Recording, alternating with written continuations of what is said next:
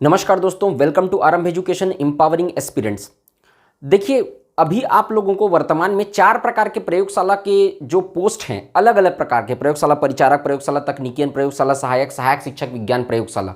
तो इन पोस्ट में अंतर क्या है, ये स्टूडेंट को थोड़ा दिक्कत हो रहा है। बहुत से स्टूडेंट ने मुझे मैसेजेस के माध्यम से पूछा भी है, बहुत दिन से पूछ रहे हैं, तो मैंने सोचा कि इसके लिए एक डेडिकेटेड वीडियो बना दिया जाए जिसमें मैं ये बता सकूँ आप लोगों को कि ये चारों में अंतर क्या है, कितने कितने पद इसमें आए हैं या आने वाले हैं, इनकी परीक्षा कब होगी, योग्यता क्या क्या है, किसमें किसमें सबकी अलग अलग योग्यता है।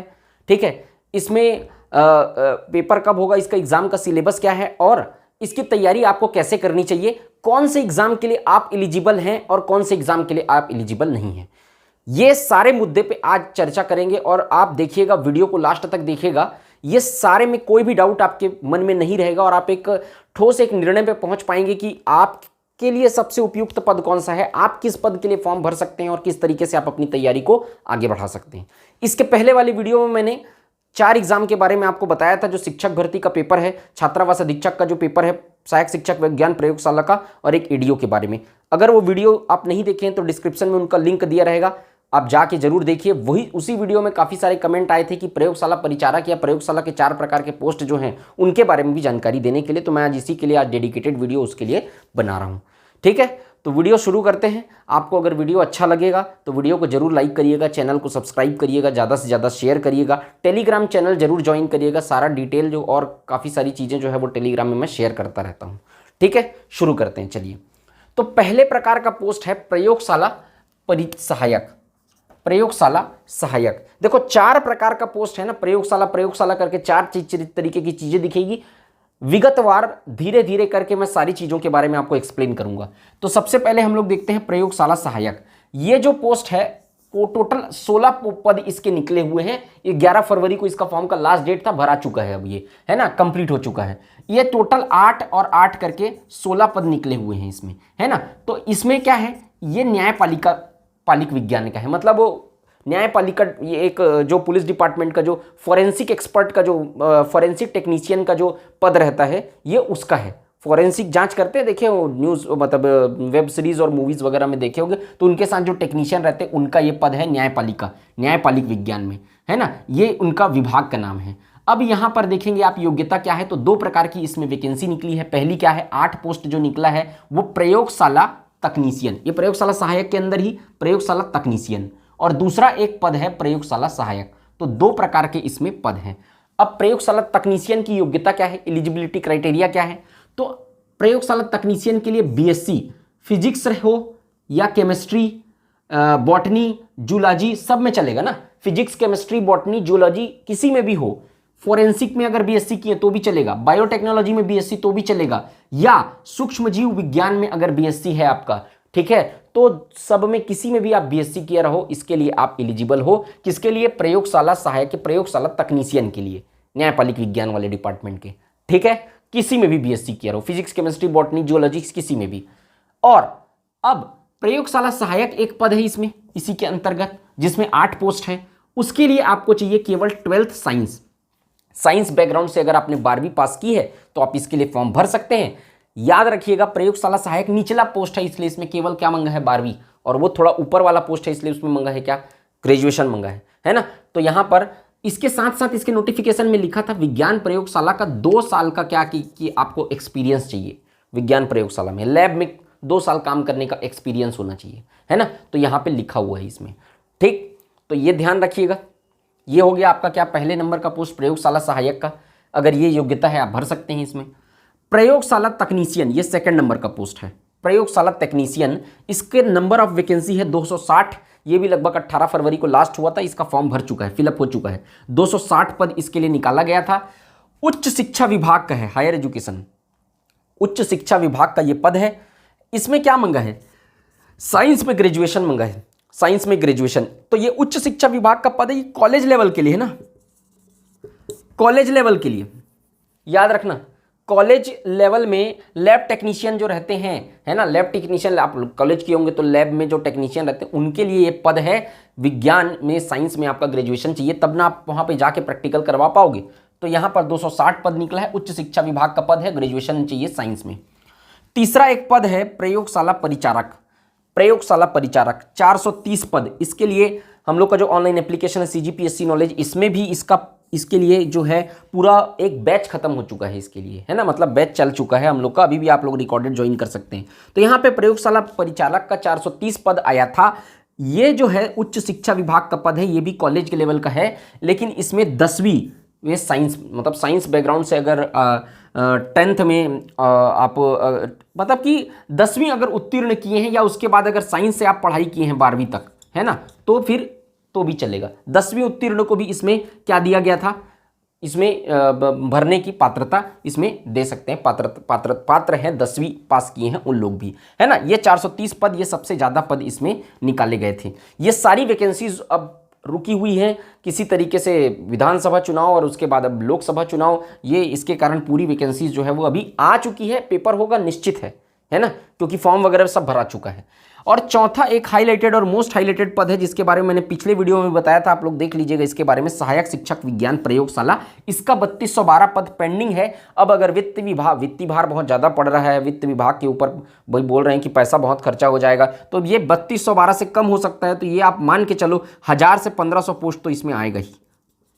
पिछले बार 1200 के आसपास पोस्ट आया था इसमें, इस बार भी 1000 से 1500 के बीच इसमें पोस्ट आएगा, कितना भी कम हो जाए।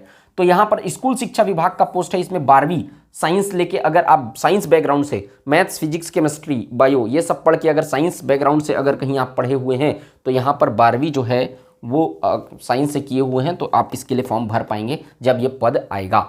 ठीक है, तो ये सारा 4 प्रकार का पोस्ट है, अलग अलग विभाग है, ये न्यायपालिका विज्ञान, ये हायर एजुकेशन। देखो अपर से लेके ये जो पोस्ट है प्रयोगशाला तकनीशियन, ये थोड़ा ऊपर वाला पोस्ट है। तकनीशियन के नीचे क्या आएगा, प्रयोगशाला सहायक आएगा, प्रयोगशाला सहायक के नीचे प्रयोगशाला परिचारक आएगा। सबका अलग अलग क्या है, सबका अलग अलग डिपार्टमेंट है, सब अलग अलग डिपार्टमेंट का पोस्ट है। पुलिस विभाग का है, न्यायालय विभाग का है, पुलिस विभाग में भी आता है, उच्च शिक्षा विभाग का है, और ये स्कूल शिक्षा विभाग का है ना। ये दोनों का आप नियुक्त होंगे तो कॉलेज में आप लैब टेक्नीशियन रहेंगे, ये वाला पद में नियुक्त होंगे तो स्कूल में लैब टेक्नीशियन रहेंगे, और ये वाला तो फॉरेंसिक डिपार्टमेंट का पोस्ट है ना। तो ये 4 प्रकार के अलग अलग तरीके के पोस्ट है। मैं उम्मीद कर रहा हूं कि आपको पूरा क्लियर हो गया होगा। अब इसका सिलेबस देखो, तो सिलेबस आप देखोगे तो ये कोई भी पद हो, फिर से अगेन मैं बोल रहा हूं आपको, कोई भी पद हो, आपका सिलेबस में अगर कहीं कोई पेपर 150 नंबर का है, जैसे ये पिछले बार 150 नंबर का हुआ था, अब ये सब कुछ पेपर 100 नंबर के हैं, है ना। तो 100 नंबर के, जैसे ये 100 नंबर का है, 100 नंबर का है, तो अब सारे पेपर को क्या कर रहा है व्यापम, 100 नंबर का कर रहा है। तो ये प्रयोगशाला सहायक शिक्षक विज्ञान प्रयोगशाला का नंबर भी कितना होगा, 100 नंबर का होगा। अब सारे पेपर को तो विज्ञान 100 नंबर का कर रहा है। 100 नंबर में सारे में साइंस बैकग्राउंड मंगा है, सारे में आपको लैब टेक्नीशियन बनना है, मतलब कि प्रयोग करवाना है। तो सब में जो साइंस का सिलेबस है 65% सिलेबस साइंस का रहता है, मतलब 100 नंबर में 60 नंबर अप्रॉक्स, 60 से 65 नंबर का आपका क्या आएगा, साइंस। और इसके बाद जो बच गया वो आपका जीएस का पोर्शन रहता है, जो आपको दे दिया हिस्ट्री, ज्योग्राफी, पॉलिटी और सब मिला के दे दिया। कुछ कंप्यूटर आ गया, कुछ आपका मैथ्स आ गया, कुछ रीजनिंग आ गया, ये सब मिला के बाकी 40 नंबर का रहता है। तो ये सब में वैसी लगभग कॉमन सिलेबस है, सब में 60 से 65% सिलेबस आपको मिलेगा साइंस का। तो आपको कुल मिला के मैं ये बोलना चाहता हूं कि अगर आप इसकी तैयारी करना चाहते हैं तो आपका साइंस स्ट्रांग होना चाहिए, या साइंस स्ट्रांग नहीं है तो साइंस स्ट्रांग कर लो, साइंस स्ट्रांग करने की तैयारी कर लो। शुरुआत कहां से करना है, शुरुआत साइंस से ही करना है आपको।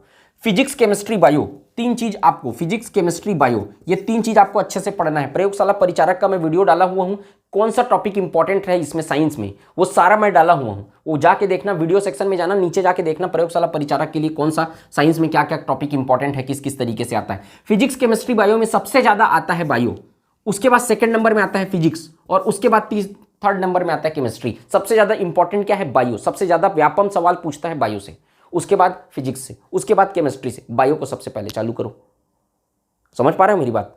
बायो को सबसे पहले पढ़ना है, बायो को अच्छे से पढ़ना है आपको। कहां से पढ़ना है, तो आप एक काम करो, सबके लिए मोर और लेस 11th 12th की एनसीईआरटी पकड़ो भाई, क्योंकि सब में डीप में साइंस पूछेगा, ये वाले में तो एकदम पूछेगा ही। बाकी 3 के लिए, जैसे कि जो 12th लेवल का पोस्ट है, जैसे कि ये सहायक के लिए अगर आप फॉर्म भर रहे हो तो आप स्टेट गवर्नमेंट की बुक पढ़ सकते हो, ठीक है। 10वीं का साइंस पढ़ के जाओगे तो ये कवर हो जाएगा ये वाला। लेकिन अगर आप कॉलेज लेवल का पढ़ रहे हो, ये उच्च शिक्षा विभाग के लिए अगर कहीं साइंस का पढ़ना चाहते हो तो ज़्यादा बेहतर रहेगा यहाँ पर आप एनसीईआरटी का साइंस पढ़ो। और एनसीईआरटी अगर आपसे नहीं जम रहा है तो अपनी कैपेसिटी के हिसाब से देखो, स्टेट गवर्नमेंट की भी बुक प्रीफर कर सकते हो इसमें। इसके लिए तो एनसीईआरटी ही प्रीफर करना, एनसीईआरटी से नीचे तो जाना मत। तो इसके लिए एनसीईआरटी ही पढ़ो साइंस का, है ना। इसके अलावा अगर आप एमसीक्यू जो है पिछला पूरा जितना भी साइंस का आया हुआ है, वो साइंस का एक घटना चक्र आता है, वो घटना चक्र से पूरा टॉपिक वाइज उसमें एमसीक्यू दिया रहता है, सारी स्टेट में जितना पेपर आया हुआ है। तो घटना चक्र से एमसीक्यू क्या करो, साइंस का लगा के जाओ। तो 60 नंबर का साइंस बहुत अच्छे तरीके से आप तैयार करो, किससे, एनसीईआरटी से, प्लस घटना चक्र से पूरा टॉपिक वाइज एमसीक्यू लगाओ। जितना साल पे पेपर आए हुए हैं बहुत सारे क्वेश्चन रिपीट होंगे आपके। समझ में आ रहा है आपको। अब देखो मेरी बात सुनो ध्यान से, मैंने पिछले वीडियो में 4 चीज़ बताई थी आपको। क्या? पहला, सबसे अच्छा है जिसके पास डीएड बीएड है चुपचाप शिक्षक की तैयारी करो। अगर उनके पास नहीं है, सबसे पहले क्या बताया हूँ मैं, डीएड बीएड जिनके पास है सबसे प्रीफर करो शिक्षक भर्ती, क्योंकि सबसे ज़्यादा फॉर्म इसी का आने वाला है ना, सबसे ज़्यादा नंबर ऑफ वैकेंसी। अब डीएड बीएड नहीं है तब आप किसको पकड़ो, तब आप सहायक शिक्षक विज्ञान प्रयोगशाला को सबसे पहले पकड़ना चाहिए आपको, क्योंकि इसमें 3212 पोस्ट आ रहा है, 3212 पोस्ट। कम भी हो गया तो इसमें बहुत सारा पोस्ट रहेगा। तो सहायक शिक्षक विज्ञान प्रयोगशाला ये आपका सेकंड प्रेफरेंस रहना चाहिए, क्योंकि सबसे ज्यादा पोस्ट इसमें आने वाला है। साइंस स्ट्रांग तो सब में करना है, और एक चीज की तैयारी अगर आप करोगे, साइंस अगर स्ट्रांग करते हो सब में काम आएगा। प्लस एसीएफ की वैकेंसी भी पेंडिंग है, वो पीएससी जो है वो कैलेंडर जारी करने वाला है, उसमें वो बिल्कुल मेंशन करेगा फॉरेस्ट सर्विस के पेपर के बारे में। तो वो आपको समझ में आ जाएगा कि वो कब होने वाला है, लेकिन वो आएगा पद। तो आप फॉरेस्ट सर्विस का पेपर में भी आपको ये काम आएगा साइंस। आपको अभी वर्तमान स्थिति को अगर मैं देखूँ ना, तो आपको साइंस को स्ट्रॉन्ग करना बहुत सारे पेपर में काम आएगा आपको। इसलिए साइंस को अच्छे से स्ट्रॉन्ग कर लो, जिसका नहीं है अच्छे से पढ़ लो अच्छे से, है ना। तो ये सारे पेपर में आप साइंस को स्ट्रॉन्ग करो। सेकेंड नंबर, फर्स्ट नंबर ये नहीं है तो ये प्रेफरेंस दो। थर्ड नंबर में इसका अगर आप तैयारी करते हो तो ये सारे का तैयारी साथ में हो जाएगा, अलग से कुछ नहीं है इसमें। इसमें फॉरेंसिक का कुछ पार्ट है ये वाले पद में, वो 8 ही पोस्ट तो आया है इसका, बाकी पद में ये सब का तैयारी करोगे एक साथ होते जाएगा। तीसरा, अगर आप साइंस करना ही नहीं चाहते स्ट्रांग अपना, सबको थोड़ा थोड़ा देखना चाहते हो, तब फिर आप जाओ छात्रावास अधीक्षक में, हॉस्टल वार्डन में, क्योंकि इसका पद आया है 300। तो इसमें पद की संख्या के हिसाब से मैं आपको हायरार्की में बता रहा हूं, ये सबसे ज्यादा, फिर ये 300। ठीक है, तो ये 3 प्रकार के आपके ऑप्शन है प्रयोगशाला में। ये दूसरे नंबर के ऑप्शन के अंतर्गत तीनों आ जाता है आपको, एक ये और एक 3 ठो और, तो 3 1 4, तो एक हो गया ये शिक्षक भर्ती, एक 4 पद तो यही हो गया, 4 1 5 और एक हॉस्टल वार्डन, ये 6। ये 6 ऑप्शन आपके पास हैं। अब आप काटते जाओ अपने हिसाब से। अगर आपके पास डीएड बीएड नहीं है, एक ऑप्शन काट दो, 5 ऑप्शन तो है आपके पास। 10वीं 12वीं मंगा है सब में, ग्रेजुएशन तो किसी किसी में ही मंगा है। तो आप सब अपना चयन करो, खुद देखो कि किस तरीके से आप क्या है, कौन से एग्जाम के लिए फॉर्म आप भर सकते हो, कौन से एग्जाम के लिए आप एलिजिबल हो। ठीक है, मैं आपको साफ बता रहा हूं, अगर आप वैकेंसी एकदम डेट आने के बाद अगर तैयारी करना चाहते हो तो आपका पेपर निकलने में बहुत मुश्किल होगा। अगर आप एक दिन में 12 घंटा मत पढ़ो, आप एक दिन में आप निश्चित रूप से 6 घंटा ही पढ़ो। कितना घंटा? 6 घंटा। लेकिन इस 6 घंटे को रेगुलर पढ़ो आप। पहली बात, फर्स्ट पॉइंट नोट करो, 6 घंटा जितना भी पढ़ सकते हो, 5 घंटा 6 घंटा, लेकिन रोज पढ़ो। उसको आप प्रायोरिटी सेट करो, आपकी पहली प्रायोरिटी क्या है। एग्जाम सारे मैं बता रहा हूं आपको, जून जुलाई में, अभी तक तो 2.5 महीना तो पेपर ही नहीं होगा। जून जुलाई में प्रवेश परीक्षा लेने में व्यस्त रहेगा व्यापम, और उसके बाद अगस्त सितंबर अक्टूबर तक ये वैकेंसी सारी जो है वो बहुत जल्दी फटाफट व्यापम पेपर लेना चालू करेगा। उस समय आपको समय नहीं मिलेगा। तो आप क्या करो, 6 घंटा पढ़ो, लेकिन आप डेली पढ़ो। दूसरा पॉइंट, यहां पर आप थोड़ा थोड़ा सबको पढ़ो। जैसे कि साइंस का वेटेज ज़्यादा है तो उसको आप 3 घंटा निकालो, जीएस का पोर्शन 1 घंटा निकालो, और कोई पोर्शन है 1 घंटा निकालो। सबको एक साथ 6 घंटा पढ़ने की जरूरत नहीं है, नहीं तो बोरियत आ जाती है। तो आप पार्ट में डिवाइड कर लो, स्लॉट बांट लो, थोड़ा ब्रेक लो। लेने के दौरान आप वो चीज़ करो जो आपको अच्छा लगता है। रील्स देखना बंद करो, फेसबुक बंद करो, व्हाट्सएप बंद करो, ये सब कोई काम का नहीं आएगा। ये सब पूरे डिस्ट्रैक्शन हैं, ये आपको पद से भटकाएंगे। समझ में आ रहा है? ये सारी चीज़ को पहले बंद करो आप, और इसकी पढ़ाई फोकस्ड होकर तैयारी चालू करो। ये 6 एग्जाम में से एक एग्जाम निश्चित रूप से आपका निकलेगा अगर आप 5 महीने की फोकस्ड प्रिपरेशन करते हैं, 5 मंथ। ठीक है, तो इसमें बहुत सारे ये प्रवेश परिचारक वाला हम लोग बैच ला ही चुके हैं, है ना, और बाकी कभी पोस्ट जो बैचेस है वो लगातार आने वाले हैं। ठीक, मैं आपको जो है ऑफिस का नंबर भी दे दूंगा, आपको अगर कोई दिक्कत होगा तो आप कॉल करके पूछ सकते हैं वहाँ पर, है ना। तो ये सब चीज़ की तैयारी करिए, और किसी भी प्रकार की और कोई ज़रूरत होगी और कोई आपको दिक्कत होगा तो आप कमेंट सेक्शन में कमेंट करके जरूर बताइएगा, मैं उसकी रिप्लाई देने की कोशिश करूँगा, या उसके लिए डेडिकेटेड फिर आपका जो भी प्रॉब्लम है उसके हिसाब से अपन वीडियो भी बना देंगे। ठीक, तो मैं उम्मीद करता हूँ कि आप लोग को वीडियो अच्छा लगा होगा, आपके दिमाग में थोड़ा क्लैरिटी आई होगी इन 2 वीडियो से, है ना। अगर आपको वीडियो अच्छा लगा और इसी प्रकार के वीडियो आप और चाहते हैं तो चैनल को सब्सक्राइब करिए, लाइक करिए, शेयर करिए। मिलते हैं नेक्स्ट वीडियो में। All the best to all of you. Thank you so much. Jai Hind, Vande Mataram.